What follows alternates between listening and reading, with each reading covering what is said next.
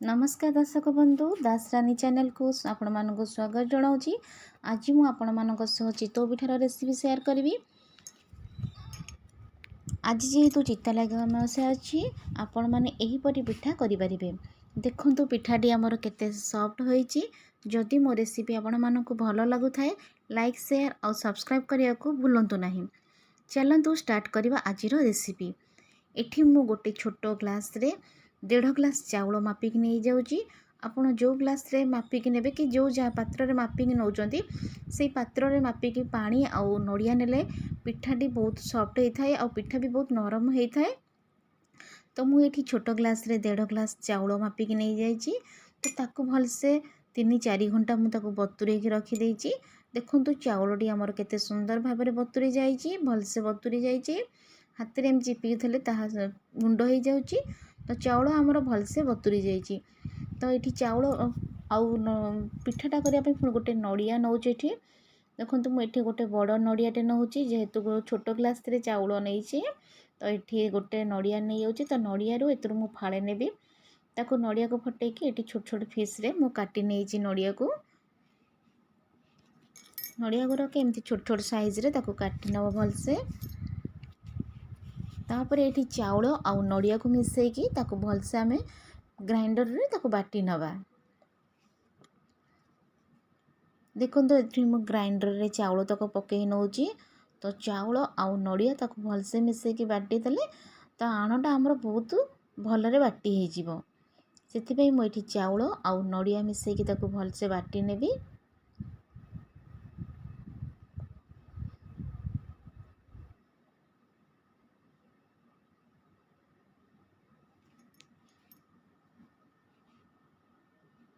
एठी आपण अरुआ चाउल बदले बासुमती चाउल नहीं पारे।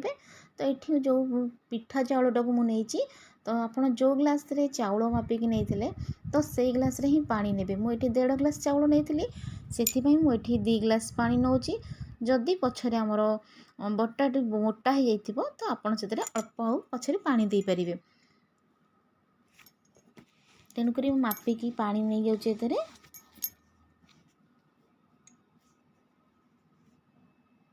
देखते ये ग्राइंडर में मुझे पकईकी बाटी नौची भलसे।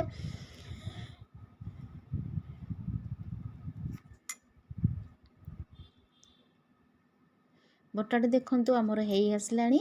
तो ताको आउ थरे बाटी नवा भलसे। बटाटा देखते चामच द्वारा एमती गोल नौची। देखा बटाटा काल कौटे तथा गोटे गोटे रही जाइए। तो ताको आउ थरे मु ग्राइंडिंग कर नौची। देखंतु बटाटा आमर केते सुंदर भाव में बाटी हो जाइए, पूरा चिकन करी बाटी हो।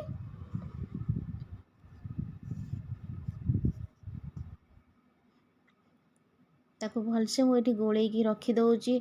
बटा जेहेतु बाटी सारापर ताको एमती बेसी पानिया करें कि बेसी मोटा करें। तो ताको ये 3-4 घंटा घोड़े रखीदी। देखंतु आमर गोलाटा केते सुंदर भाव में फुली जाइए। तो ताको जी आप पिठा करेंगे तो से गोटे पात्र अल्प काढ़ी ने कहीं सब नष्ट करेंगे से अल्प गोटे जगह को काढ़ी नहीं कि तो आपणकर स्वाद अनुसार लुण पकई ने से। तो मोर जी दरकार मुझे से गोटे पात्र को काढ़ी नौची गोला तक।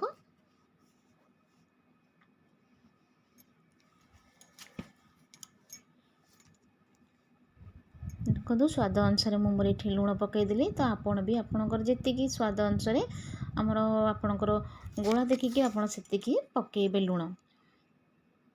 तो भलसे ताको आग ये घाटी नौची लुण जेहेतु पकई भलसे भेट नौची। तापर एपटे गैस रे मु करेई बसिकी करेईटा को भलसे ततई नौची। तापर आप हाथ एमती देखिए तार गरम बांफ बाहर। तो करेई आमर भलसे ताती जाइए। तो ये गोटे बैगण काटिकी तो आप घीओ नहीं पारती आउ तेल भी नहीं पारती।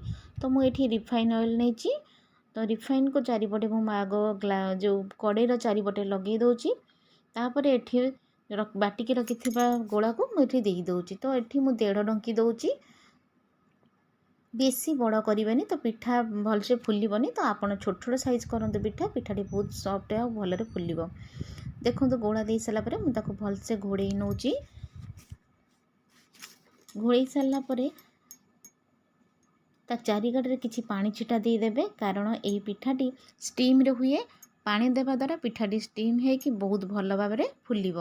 देखंतु पिठाटी आमर केते सुंदर भाव में फुली जाइए आ सहजरे भी बाहरी पड़ुछि। देखो तेल टिके लगे देथिले से पिठाटा सहजरे बाहरी पड़िबो।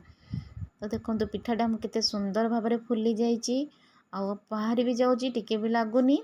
देखो चितई पिठाटी आमर हो जाइए। तो ताकू मु गोटे प्लेट को काढ़ी नौछि। यहीपरि भाव में आउ थे पुणी करने तो अल्प पुणी तेल किसी लगे देकरी पुणी से गोला तक आम चितौ पिठा गोला देदेबा।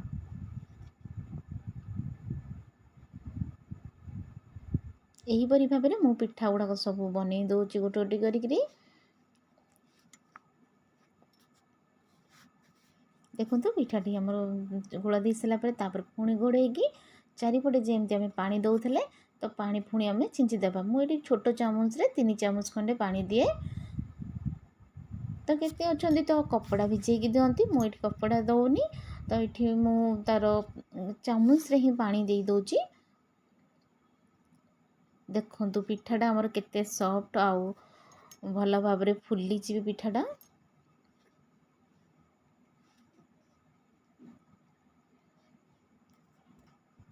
सबू पिठा गुड़ा देखंतु आमर केते सुंदर भाव में फुलुची पिठा गुड़ाक।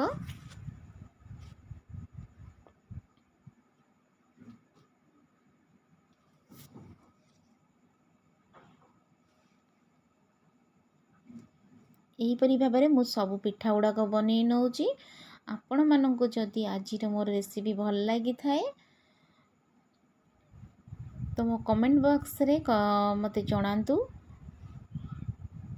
आज पिठा आपण को रेसिपीटा मोर केमती लगिला मते कमेंट निश्चिंत जनइबे। मु तो यहीपरि चितौ पिठा घरे बनाए आपण माने केमती करंती आपण माने कहिले कमेंट रे मु भी ताहा देखिके आपनको शिखि परिबी। तो यहीपरि भाव में मोर पिठा गुड़ा सब हो जाइए। देखो पिठाटा आमर केते सॉफ्ट होइछि आ हाथ रे धरला माने तुला परी नरम हो जाउछि पिठाटी। देखो ये पिठाटी भी बहुत नरम हो जाइए। एमती है कि मु सब पिठा गुड़ाक बनैकी रखी दउछि। आपण